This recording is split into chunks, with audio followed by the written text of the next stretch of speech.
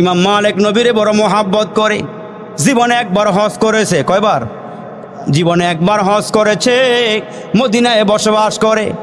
দ্বিতীয়বার আরেকবার হজ করতে মন চাইতেছে, কিন্তু ওনার একটা আকাঙ্ক্ষা আছে, ওনার মনের একটা তামান্না হইল আমার মরণ যেন মদিনার মাটিতে হয়। সুবহানাল্লাহ। কোন আমার কবর যেন নবীজির রওজার পাশে হয়। কেন?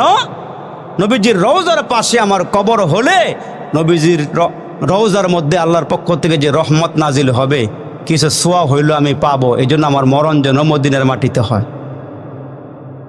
আরে আমরা তো রওজা শরীফে যাই, নবী রওজা জিয়ারত করি, কিন্তু বড় বড় মুরব্বীরা ওইখানে গিয়ে দোয়া করছে, বকি হে মুকদ্দাস পে হু মেরে মরকাত, বকি হে মুকদ্দাস পে হু মেরে মরকাত, হমেশা রাখু মাই কিনারে মদিনা।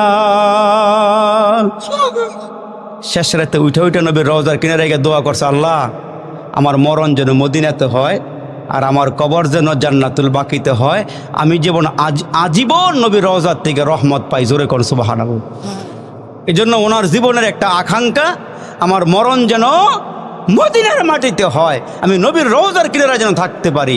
এই জন্য আমার দিকে খেয়াল করেন, নবীর রওজার কিনারায় গিয়া নবীজিকে বলতেছে, আল্লাহ নবী গো, আপনি একটু বলবেন আমার মরণটা কখন হবে, আমার মরণটা কোন সময় হবে?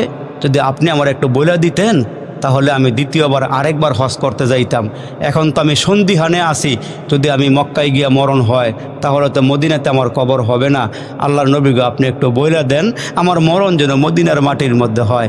তো ওই কথা বইলা উনি বাড়িতে চলে আসছে, কিতাবের ভিতরে আসছে। আরে তৈয়ব সাহেব রহমতুল্লাহ আলাই লেখেন, উনি যখন শুয়ে রয়েছে ঘুমের ঘরে স্বপ্নে দেখে আমার নবী তারে 5টা আঙ্গুল দেখাইছে। আর একটু বড় করে কর, কয় আঙ্গুল? কয় আঙ্গুল? নবীজির হাত মোবারক। আল্লাহু আকবার। নবীজির একজন আশেক দূরের থেকে নবীর উদ্দেশ্যে সালাম দেয়। তো একবার উনি নবীজির রওজার কাছে আইসা বলে, নবী গো, আমি আপনার বংশধর, আপনি আমার নানা লাগেন, আমি আপনার নাতি, যদি আপনি একটু দয়া কইরা আমার সালামটা গ্রহণ করতেন আর হাত মোবারক একটু বাড়ি করে দিতেন, আপনার সঙ্গে একটু মুসাফা করতাম। আবেগ, আবেগ, আর এমন আবেগ নিয়ে ডাক দিছে, আল্লাহু আকবার। আবেগ নিয়ে যখন ডাক দিছে, রওজার ভিতর থেকে মাঝখান দিয়ে রসুলের হাত মুবারক বাইরে আইছে। এই যে বাইর হয়ে আইছে, আর ওই যে আল্লাহর ওলি এই হাত মুবারক দেখে অজ্ঞান হয়ে পড়ে গেছে। উনি দেখতেছে হাত মুবারক উঠতেছে আর পুরা মসজিদ আলোকিত হইতেছে। আর একটু বড় করে কোন সুবহানাল্লাহ। আমার নবী, আমার নবী। এই জন্য আম্মা জান আয়েশা বলছেন যে দুনিয়ার প্রত্যেকটা মানুষের জন্য একটা সূর্য আছে, ওই সূর্যটা সকালবেলা পূর্ব আকাশ থেকে উদিত হইয়া তাম দুনিয়াটা আলোকিত করে দেয়। আর আমার আল্লাহ আমার একটা সূর্য দিছে, ওই সূর্যটা এশার নামাজের পরে আমার ঘরে আসে। আমার ঘরে কোনো বাতি লাগে না, কোনো কুপি লাগে না, কোনো মোমবাতির আলো লাগে না। আমার নবী যখন আমার ঘরে ঢুকে, ওই চেহারা মোবারকের আলোতে আমার অন্ধকার ঘরটা আলোকিত হয়ে যায়। কেমন আলো হয়? মাঝে মাঝে খাতা সেলাই করতে গিয়ে আমি যখন সুই হাতে নেই, অন্ধকারে সুই পড়ে গেলে আমি খুঁজার পাই না। তো নবীজি যখন আমার ঘরে আসে, নবীজির চেহারার আলোতে আমি অন্ধকার দূর হয়ে যখন আলোকিত হয়, তখন আমি সুইটা তালাশ করিয়া খুঁজে বাড়ি করে নিতে পারি। আর আমরা যে সৌন্দর্যের বাহাদুরি করি, এই সৌন্দর্য যদি কয়েকশো একলগে মিলাইয়া বাতি ছাড়া অন্ধকারে খারাইলে আলোকিত হইব নি? মনে হইব? হইব? আল্লাহু আকবার। এই সৌন্দর্য কার দেওয়া? এটা এই নেয়ামত কার দেওয়া? এটা আল্লাহর দেওয়া নেয়ামত। তো এখন ইমাম মালিক রহমতুল্লাহ আলাইহি বলতেছে, আল্লাহ গো, ও রসুল, আপনি একটু বলে দেন না আমার মরণটা কখন হইব, কোন জায়গায় হইব? তো নবীজি 5টা আঙ্গুল দেখাইছে। কয় আঙ্গুল? 5 আঙ্গুল যখন দেখায় রসুল বিদায় হয়ে গেছে। ইমাম মালিক রহমতুল্লাহ আলাইহি এই স্বপ্ন দেখার পর, এই স্বপ্নটা দেখার পর তারা খাদেমকে পাঠাইছে। ওই জমানার মধ্যে স্বপ্নের ব্যাখ্যা করতেন ইবনে শিরিন রহমতুল্লাহ আলাইহি। এই জন্য স্বপ্ন দেখলে যার তার কাছে বলতে নাই, স্বপ্নের ব্যাখ্যা যেদিকে দেয় ওইটা ওদিকেই দৌড়ায়। এই জন্য একটা স্বপ্ন হচ্ছে আল্লাহর পক্ষ থেকে, আরেকটা স্বপ্ন হচ্ছে শয়তানের পক্ষ থেকে, আরেকটা স্বপ্ন হচ্ছে সারাদিন কল্পনা জল্পনা যা করছেন ঘুমের ঘরে তাই দেখছেন। শয়তানের পক্ষ থেকে স্বপ্ন আসে, আবার আল্লাহর পক্ষ থেকেও ভবিষ্যৎবাণী করা হয় স্বপ্ন দিয়ে। জোরে কোন সুবহানাল্লাহ। তো নবীজি 5টা আঙ্গুল দেখাইছে। এখন ইমাম মালিক তো বড় আলেম, বড় ইমাম, তো উনি চিন্তা করে আমার স্বপ্নের ব্যাখ্যাটা আমি হুজুরের কাছে কেমনে জানি। খাদেম পাঠাইছে, কয় নাম বইল না, নাম না বইলে তুমি গিয়ে কইও যে একজন লোকে একটা স্বপ্ন দেখছে। মুসলমান বাবাজি, আরে ইমাম মালিক রহমাতুল্লাহ আলাইহির খাদেম ইবনে শিরিনের কাছে গিয়া কয়, হুজুর এক লোক একটা স্বপ্নে দেখেছে, রাতের বেলা ঘুমের ঘরে আমার নবীজি 5টা আঙ্গুল দেখাইয়া বিদায় হয়ে গেছেন। ওগো নবী, ওগো ভগবা, ওগো আল্লাহর ওলি, এই স্বপ্নের ব্যাখ্যাটা বলিয়া দেন। কয় নাম বলো, এই স্বপ্ন কে দেখছে? এই স্বপ্নটা এই যুগে ইমাম মালিক ছাড়া আর কেউ দেখতে পারে না। আরেকটু জোরে কন সুবহানাল্লাহ। ইমাম মালিক ছাড়া এই স্বপ্ন আর কেউ দেখতে পারে না, একমাত্র কেবলমাত্র এই স্বপ্নটা ইমাম মালিক রহমাতুল্লাহ আলাইহি দেখবেন। ইয়া মুসলমান ভাইরা রে, খাদেম ডেকে বলে, হুজুর আমি নামটা প্রকাশ করতে পারলাম না, হুজুর না করেছে জন্য আমি বলি নাই। কয় যাও গিয়া বলো, ও আমার নবী যে তারে 5টা আঙ্গুল দেখায়া গেছে, সে মনে করতেছে তার হায়াত কি 5 দিন বাকি আছে, নাকি 5 সপ্তাহ বাকি আছে, নাকি 5 মাস বাকি আছে, নাকি 5 বছর বাকি আছে, চিন্তার মধ্যে পড়ে গেছে। তুমি গিয়া বলো আমার নবী 5টা আঙ্গুল মুবারক দেখাইয়া বলে গিয়েছে 5টা জিনিসের জ্ঞান আমার নবীর কাছেও নাই, এই জ্ঞানটা আমার আল্লাহর কাছেই আছে। ইন্নাল্লাহা ইনদাহু ইলমুস সাআ, কিয়ামত কখন হবে এটা দুনিয়ার কেউ জানে না, জানেন কে? ওই নাজিলুল গায়সা, বৃষ্টি কখন হবে, কোন জায়গার মধ্যে হবে, এইটা জানেন কে?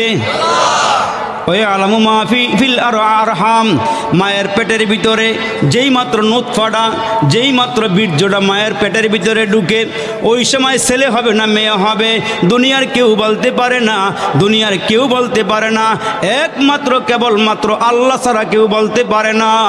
আর মুসলমান ভাইরা, আগামীকালকে আপনি কি খানা খাবেন?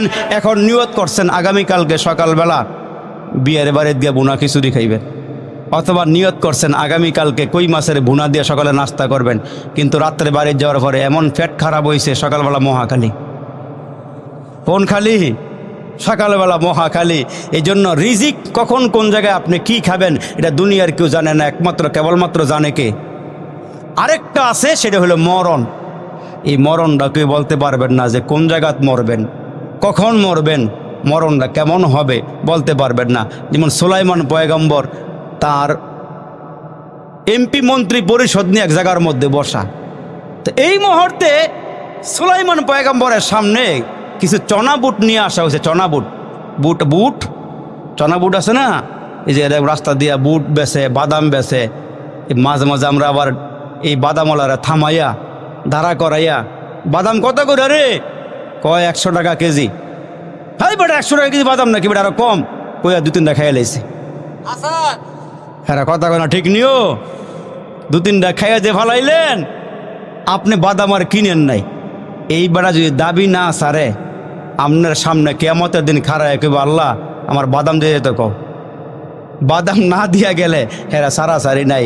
ভাই সাহেব বেটকি দিয়েন না, এই বাদাম খাইছেন, ছোটোর সময় কত নারকেল চুরি করে খাইছেন, পাপ্পা চুরি করে খাইছেন, ডাব চুরি করে খাইছেন। কয়েকদিন আগে একজনে কয় ভাই মুরগি চুরি করে খাইয়া লাইছি, আমাকে তাড়াতাড়ি গিয়ে ক্ষমাসা, গিয়া মাপসা, আর না হলে এটা টাকা দিয়ালা। এই বেডিয়ে মাপ না করলে, এই বেড়ায় মাপ না দিলে বেটকি দিয়ে কাম হইতো না, হাসুন আল্লাহবাগ ছাড়তো না।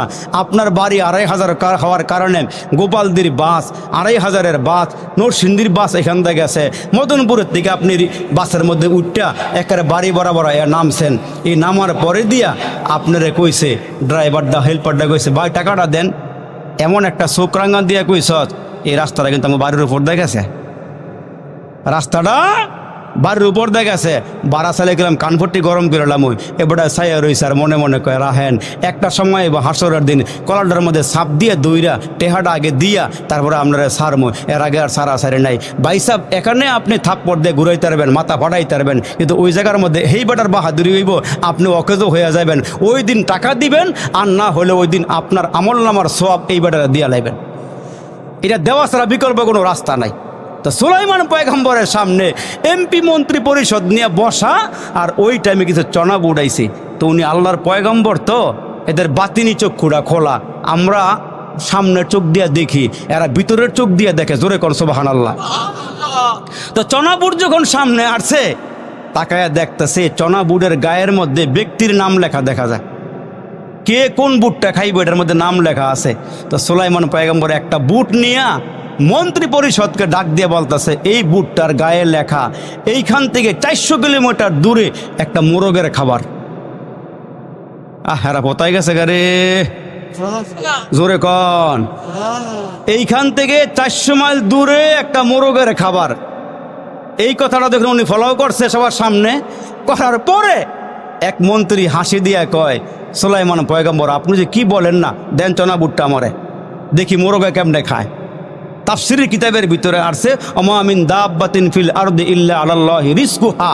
এই যে মুসলমান আয়াতের একটা ব্যাখ্যার ভিতরে তাফসিরের কিতাবের মধ্যে লেখছে, সুলাইমান পয়গম্বরের মন্ত্রী কয় দেন আমারে বুটটা দেখি খাইয়া, এটা মোরগ খায় কেমন আমি দেখি খাইতে পারে কিনা। তো দেখবেন অনেক সময় দুষ্টামি ইতরামি কইরা দূরের থেকে মুখ ফিটটা মারে, কিন্তু মুখ দানাকে নাক দিয়ে ঢুকে জায়গা। ঠিক কিনা জোরে কর। ওর মাঝে মাঝে ডাইনি বামেও জায়গা। এখন যখন ফিক্কা দিছে হাতের দিকে নিয়া বরাবর না গিয়ে উফরে গেছে গা, মুখদা না গিয়া নাকদা ঢুকে গেছে গা। এখন মন্ত্রী যতই নাক টানে, যতই আসি দেয়, কাম হইতেছে না। এখন এলাকা ভিত্তিক ডাক্তারের কাছে গেছে, ডাক্তারে কয় একটাই রাস্তা আছে, নাক কাটা ছাড়া এই বুট বার করে যেত না। এই মন্ত্রীও কয় বয়স হলো অল্প, মাত্র ক্ষমতার চেয়ারে বসলাম, এখন যদি নাকটা কাটতে ফেলায় সারা বিশ্বের মানুষ কইব অমুক মন্ত্রী নাক কাটা মন্ত্রী। এই বদনামের দরকার নাই, দেখি আর একটু উন্নত মানের ডাক্তার আছে কিনা। তো এই বেচারায় গেছে শহরের ডাক্তারে কয় আপনি দেন সিবা সাফা দিয়ে বার হয়নি, এটা খালি ভিতরে গেলে আটকায় খালি গিয়া বাইর এটা। আল্লাহু আকবার। এখন শেষ মুহূর্তে ঢাকার ডাক্তারে বলে দিছে, যদি আপনার এই বুট সরাইতে চান তাইলে এটার চিকিৎসা একমাত্র সিঙ্গাপুর ছাড়া বিকল্প কোনো রাস্তা নেই, বিকল্প কোনো রাস্তা নাই। এখন কয় তাইলে টিকিট ভিসা লাগাইয়া রওনা দেই। এখন একটা স্যাম্পল দিলাম আর কি, উদাহরণ। উনি চলে গেছে সিঙ্গাপুরে যাওয়ার পরে দিয়া বড় হাসপাতালে ঢুকিয়া ডাক্তারের সিরিয়াল দিয়ে বসছে। ডাক্তার জিজ্ঞেস করছে কোন রোগীর কি অসুবিধা। এই মন্ত্রী বলছে আমার একটাই অসুবিধা, নাকের ভিতরে একটা চনা বুট ঢুকছে। আপনি সবার পরে আপনার চিকিৎসা হবে, আগে সব রোগী বিদায় করে নেন। সব রোগী বিদায় করে ওনার ভিতরে নিয়ে বসাইছে। বসানোর পরে তাকায় দেখে বুটটা যেমনে আটকাইছে এইটা বাইর করার কোনো সিস্টেমই নাই, একমাত্র নাকটা ফাইরা বাইর করতে হয়। সর্বশেষ একটা চিকিৎসা করে দেখি নাক কাটা ছাড়া কিছু করা যায় কিনা। ওই দেখেন সেটা কি। এখন এই মন্ত্রীকে নিয়ে খোলা মাঠের মধ্যে বইসা, চেয়ারে দুইজনে দুই পাশে বইসা যখন মুসলমান চিকিৎসা নেওয়ার জন্য রেডি হয়েছে, আল্লাহ ডাক দিয়ে মোরগ তুই তো এইখান থেকে 400 মাইল দূরে গিয়ে খানাটা খাইতে পারতি না, আমি আল্লাহ মন্ত্রীর নাকটাকে ট্রাক বানাইয়া, জোরে কন, মন্ত্রীর নাকটাকে নিরাপদে ভিতরে মালদারে ঢুকাইয়া তোরে ওই মন্ত্রীকে মালবাহী ট্রাক বানাইয়া তোর পর্যন্ত খানাটা পৌঁছাই দিয়েছি, তুই জায়গা মতন গিয়া হাজির হ। আর ডাক্তার ডাক দিয়ে মন্ত্রী সাহেব এবার একটা বড় করে হাসি দিয়ে দেখেন তো, যখন জোরে পিছন থেকে মুসলমান স্পিরিট লইয়া যখন একটা হাসি দিছে, একটা হাসিতে নাকের বুট বাড়িয়া একেবারে মোরগের মুখের মধ্যে গিয়ে ঢুকছে। কার খাওন কে খায়? কার খাওন কে খায়? রিজিক যার জন্য বরাদ্দ করা হয়েছে সেই খাইবে। আল্লাহর অলিকে মুসলমান বাবা, আল্লাহর অলি রাস্তা দিয়ে হাঁটতেছে, কষ্ট হইতেছে আপনার, রাস্তা দিয়ে হাঁটতেছে, তাকায় দেখে তরমুজ ক্ষেত। কি ক্ষেত? এখন কম, আগে কিন্তু বেশি আসিল। তরমুজ ক্ষেতের আইল দিয়ে আল্লাহ পাকের অলি হাঁটতেছে, তাকায়া দেখে ক্ষেতের তরমুজ সুন্দর সুন্দর হয়েছে। তো উনি বাতিনি চক্ষু দিয়ে তাকায়া দেখে একটা তরমুজের গায়ে এই আল্লাহর অলির নাম লেখা দেখা যায়। তো উনি খারাইয়া চিন্তা করে আমার নামের তরমুজ, এটা আমি থুয়া যাই কেমনে, আমার নামের তরমুজ আমি রাইখা যাই কেমনে, এটা খাইয়া লই কেমনে, কি করা যায়। এখন মালিক আছে না ক্ষেতের, কিন্তু আল্লাহর অলি সাদা মানুষ, তো আমার নামের তরমুজ তা আমি পারলে তোর সমস্যা নাই। এই বেচারায় গিয়া এ সুন্দর করে বড়ুর থেকে সিররা কান্দে লইয়া রওনা দিছে। মালিকে কয় এত বড় সাহস, আমার ক্ষেতের প্রথম তরমুজটা বাজারও বিক্রি করলাম না, আমি নিজেও খাইলাম না, আর এই বুড়া বেড়ায় আমার না জিগে খাইতে লয়ে যাবো গা। একেবারে সামনে গিয়া বুড়ারে যতক্ষণ ফাটছে সর থাপ্পড় দিয়া তরমুজটা রাইকা দিয়া বিদায় করে দিছে। তো আল্লাহওয়ালা মানুষ তো উঠ গেছে। ওই দিনে এই আল্লাহর অলির একজন ভক্ত বিদেশ থেকে আসছে, উনি চিন্তা করতেছে আমি একটু হুজুরের লাগে দেখা করতে যাই।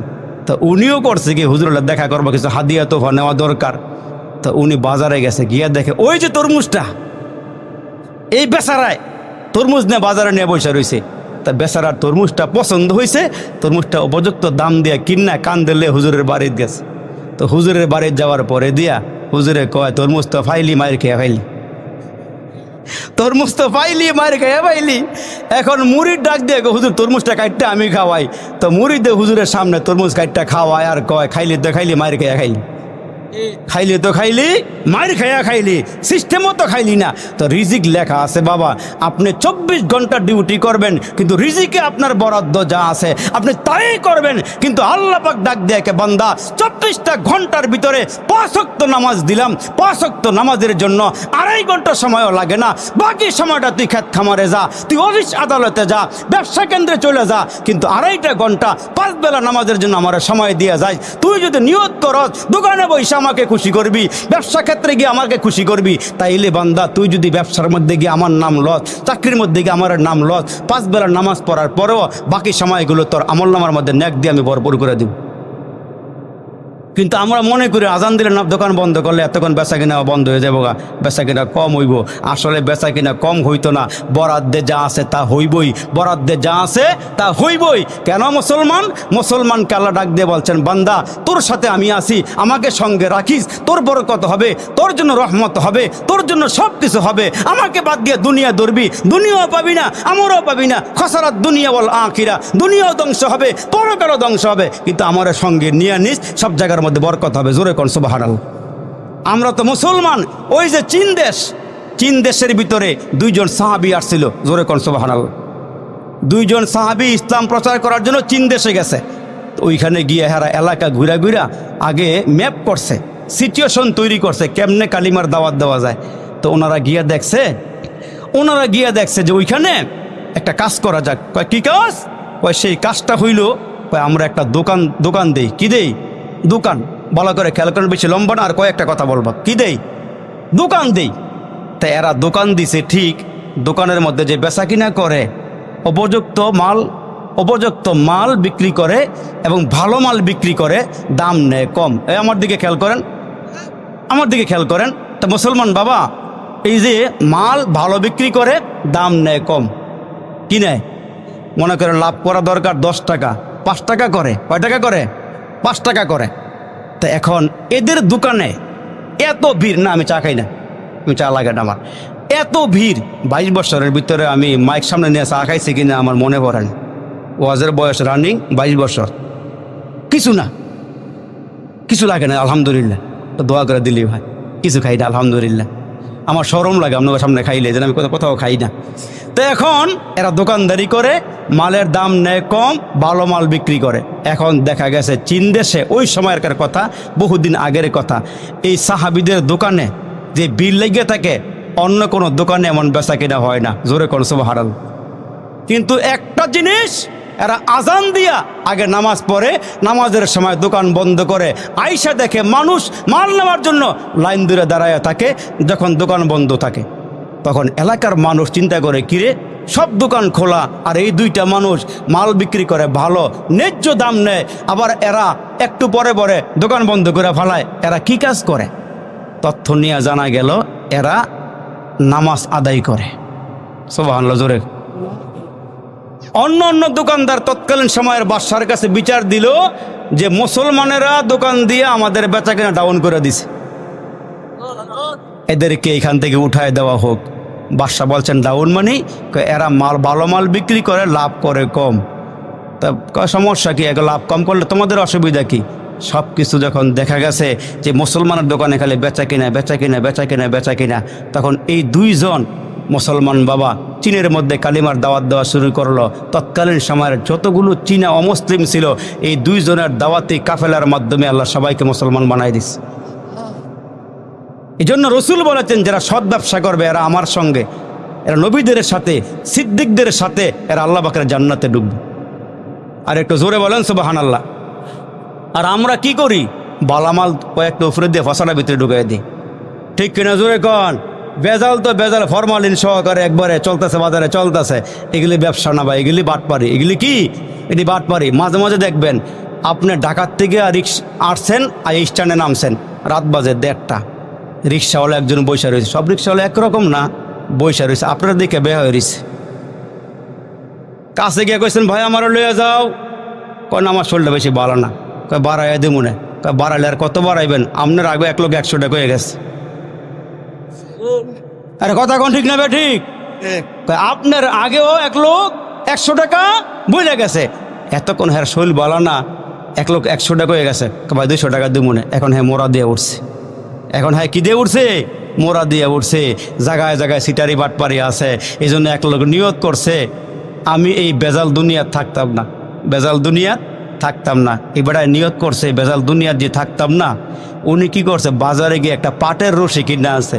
পাটের রশি কিনাই না কেউকে না বইলা রাতের বেলা ঘর থেকে বাড়িয়া চকের মধ্যে গিয়া আম গাছের মধ্যে রশি বান্ধা গলার মধ্যে ফাঁস দিয়া উনি উপরের থেকে নিচের দিকে পইরা মারা যাইব। কিন্তু যখন তাপ করে পড়ছে রশি মাঝখানটা ছিঁড়ে গেছে। কিরে এমন হলো কেন? তাকায় দেখে এটা 100 বছর আগের পাট, এটা একেবারে এমন ফসা পড়ছে, একবারে বেশি বেকাদার ফসা পড়ছে গেছে গা, তার মরা আর হইছে না। পরের দিন আবার বাজারে গিয়া 1 বোতল বিষ কিনা আনছে। এই বিষটা কিনাই না ঘরের দরওয়াজা লাগাইয়া পুরা বোতল খাইয়া যখন গড়াগড়ি করে, এবারে দেয় ফজরের আজান দেয়। চিন্তা করলো কিরে মরলাম না কেন? তাকায় দেখে এটার ভিতরেও বেজা, এটার ভিতরেও বেজাল। এইবারে যা করছে আল্লাহ, আমি দেখি কি করা যায়। এইবারে গেছে গাউসিয়ার মোড়ও হরতাল, গাউসিয়ার মোড় এক বাসের তলে ভরে মারা যাইব। এইবারে খবর পাইছে আজকে এলাকার মধ্যে পরীক্ষা, এইখান দিয়ে গাড়ি চলতো না। এইবারে সারাদিন হুয়া মিয়া বসছে, এইবার মরা আর হইছে না। এইবারে ওইখান থেকে পরের দিন গেছে যমুনা ব্রিজের এখানে ফাল দিয়ে ফানিত পরে মারা যাইব। এইবারে যখন যমুনা ব্রিজ থেকে লাভ দিছে, নিচে বালুর সরবরে রয়েছে, হাডু পানি আর মরা সম্ভব হয় নাই। বেড়ায় বেজালের ঘরে বেজাল, এন এ বেজাল লাগলো, সব জায়গার ভিতরে বেজাল। আমরা মুসলমান ঠিক, আমগো চেহারা শুরুর দিকে তাকাইলে মনে হয় যেন বাইজেত বসতাম, ভিতরে ফসায় ভরা। ভিতরে কি ভিতরে কি ভিতরে বসায় ভরা। ইমাম সাহেবের পিছনে 5 ওয়াক্ত নামাজ পড়ে, বেটা 3 বার হজ করে আইও, এখন খেতের আইল কাটে, খালি খেতের আইল কাটে, আবার সোদে টেহা লাগাইয়া খায়। হুজুরের পিছনে নামাজ যে পড়ে, হুজুরের দিকে চাচা 1 সপ্তাহ আগে কই গেছিলেন? কয় জানেন না হুজুর কই গেছিলাম? কই গেছিলেন? কই গেছিলাম আমার ফোলার কাছে। ফোলা কি হয়েছে? কয় ঢাকা শহর চাকরি পাইছে, মাশাল্লাহ বড় ভালো চাকরি পাইছে। বেতন বতন? কয় হুজুর বেতন বতন যাই পায়, আলগাটা বালা পায়, আলগাটা কি পায়? উবরি উবরি উবরি, এটা বলে বালা পায়। হজ করে আইছে মাত্র কয়দিন আগে গেলাম। তো এই জন্য বলি জায়গায় জায়গায় বেজাল। চেহারা তোর শুরুতের দিকে তাকাইলে মনে হয় যেন একবার আব্দুল কাদের জিলানি, কিন্তু ভিতরে ফসায় ভরা। না বাইসা এগুলো হলে চলতো না। তার কারণ নবীর পথেই শান্তি, নবীর পথেই মুক্তি। জোরে আওয়াজ করে বলেন ঠিক না বে ঠিক? আমার কথায় কি রাগ হয়েছেন আপনারা? মনে কষ্ট পাইছেন? জীবনে দাওয়াত দিবেন কিনা আমি আর আশা করতারি না, যেহেতু আমার ফয়সাল ভাই আমার খুব মোহাব্বত করে, আমার খুব ভালোবাসে, এই জন্য বলছে আরিফ সাহেব একবার দাওয়াতরা নেন।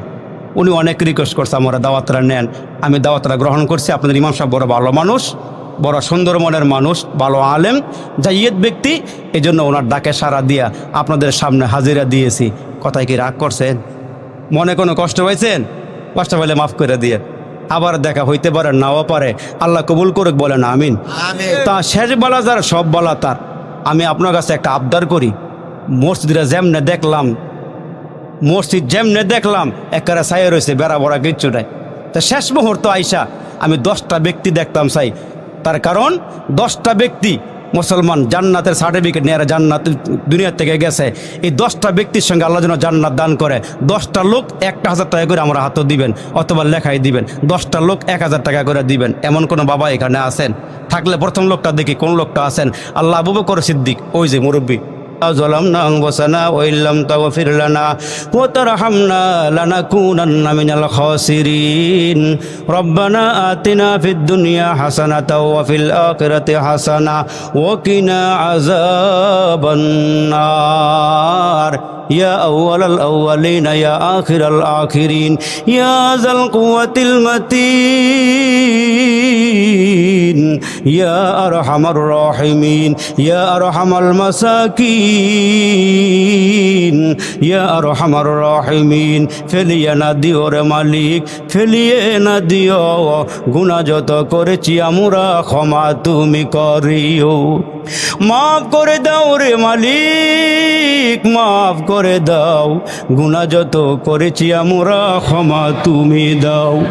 জ্বালাইও না আমরা রে আল্লাহ দোজখের আগুনে, এমন কঠিন আগুন সহিব কেমনে।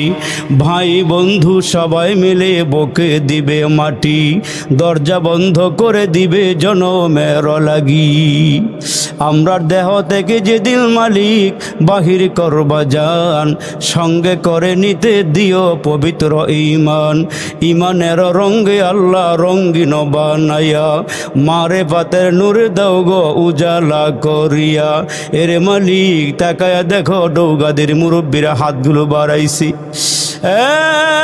মালিক ডৌগাদি এলাকার যুবকের হাতগুলো বাড়াইছি। হে মাবুদ আশপাশের গ্রামের মানুষ যারা এখানে এসে হাজিরা দিয়েছি, ইয়া আল্লাহ উদ্বোধক সহকারে প্রধান অতিথি, সভাপতি, বিশেষ অতিথি, আমার সামনে বসা আমার বাবাজির, আমার যুবক বন্ধুরা, আয় আল্লাহ আলেম ওলামারা, ছোটো ছোটো আদরের কচি কাচারা, পর্দার আড়ালে আমার মায়েরা, আল্লাহ গো যে যেখান থেকে হাতগুলো বাড়াইয়া দিয়েছি, মাবুদ এই নুজুলের রহমতের সময়, দোয়া কবুলের সময়, মাবুদ রে জীবনের গুনার বোঝা লইয়া কাঙ্গালের মতো ভিখারির মতো হাতগুলো বাড়াইয়া দিয়েছি। মাবুদ হায়াতের জীবনে কত মুনাজাত করেছি রে মালিক, জানি না কোন মুনাজাত তোমার দরবারে কবুল হইছে। আল্লাহ আজকের মুনাজাতটা ফেরত দিও না মালিক রে, আমাদের জীবনের সব গুনাহগুলো মাফ করিয়া দিও। এ মাবুদ জানি না কার জন্য জানি আজকের মুনাজাতটা জীবনের শেষ মুনাজাত হয়ে যায়, জানি না রে মালিক কোন দোকানে 3টা কাফনের কাপড় রেডি কইরা ফালাইছো। আল্লাহ তোমার ঘরের পালকিটা কবে জানি গো আমাদের দরওয়াজায় হাজির হয়ে যায়। এই পালকিটা যেই বাড়িতে যায় খালি আসে না রে মালিক, খালি আসে না। হে মাবুদ জানা নাই কোন বাজ বাগানের বাজগুলো পেকে গেছে রে মাবুদ। আল্লাহ কোন দিন জানি আমাদের সামনে মালাকুল মউত দাঁড়ায়া যায়। হে মাবুদ কোন বাবার হাত জানি তোমার পছন্দ হয়ে গেছে, কোন যুবকের হাতগুলো যেন তোমার পছন্দ হয়ে গেছে, কার জবানের ডাকটা তুমি কবুল করছো রে মালিক। ওই নেককার বান্দার উসিলা করে আমরার মুনাজাত কবুল করে নাও ইয়া আল্লাহ। উপরে নিচে বসে যারা হাত বাড়াইছে, জানি না কার জানি মা নাই, কার জানি বাবা নাই, জনম দুঃখিনী মা কবরে ঘুমায়, জনম দুঃখী বাবা কবরের মধ্যে ঘুমাইয়া রইছি।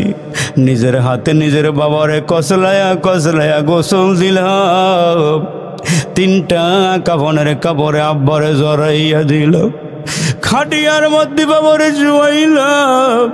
ছোট ছোট ভাই বোনগুলো বাবার কিনারা গিয়া দাঁড়াইল, দাঁড়াইয়া ডাক দিয়া কয় বাবা গো কই রওনা দিছ, কবে ঘরে ফিরবা? তুমি আমাদেরকে কত কোলে লইয়া বাজারে লইয়া গেছো, মজা খাওয়াইছো, এ বাবা কবে ঘরে ফিরবা একটু বলো না। বাবা এতে কোনো আওয়াজ করে না, মুখের কাপড়টাও বাবা কেন জানি আজকে সরায় না। ছোট ছোট ভাই বোনগুলি আব্বা মার কাছে গিয়ে কয় মারি অন্যায় করেছি, আব্বার কাছে কেন বিচার দিলা রে মা? আব্বা এত রাগ করছে রে মা, আব্বাই তো মুখের কাপড়টা সরায় না রে মা, টান দিয়া কোলে নিল না রে মা। মা মা ডাক দিয়া কয় জীবনের মতো বাবার চেহারা দেখালো, এই চেহারার মানুষটা আর কোনোদিন বাড়ি ফিরবে না, কোনোদিন টান দিয়া কোলে নিবে না।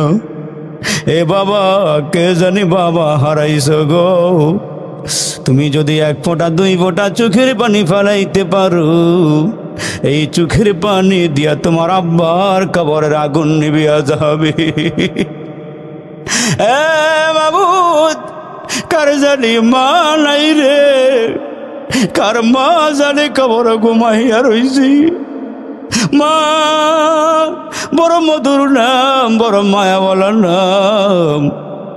এই ডৌগাদি এলাকার কোন মুরব্বী জানি মা হারাইছে, কোন যুবককে জানি মা হারাইছে গো। আজকের এই ওয়াজ মাহফিল থেকে, দোয়ার মাহফিল থেকে আমরার মোনাজাত কবুল করে রে মালিক, মার কবরটা জান্নাতের বাগান বানায়া দাও। ইয়া আল্লাহ, যারা মসজিদে দান করলো, টাকা দিল, পয়সা দিল, আমার মায়েরা বোনেরা সহকারে যে যেখান থেকে টাকা পয়সা পাঠাইলো, ইয়া আল্লাহ এই দানগুলো তুমি কবল করে নিও। তোমার ঘর মসজিদ বানাইবার টাকা দিছি, তুমি জান্নাতের ঘর বানাইয়া দিও। আল্লাহ রে, মাহফিলটা কবল করে নিও। ইয়া আল্লাহ, ইমাম মুসল্লিকে তুমি কবল করে নিও, বক্তা শ্রোতাকে আল্লাহ তুমি কবল করে নিও। আল্লাহ, সবাইকে তুমি নামাজি দিনদার বানাইয়া দিও। আল্লাহ গো, মা বোনদেরকে পর্দানিশীন বানাইয়া দিও।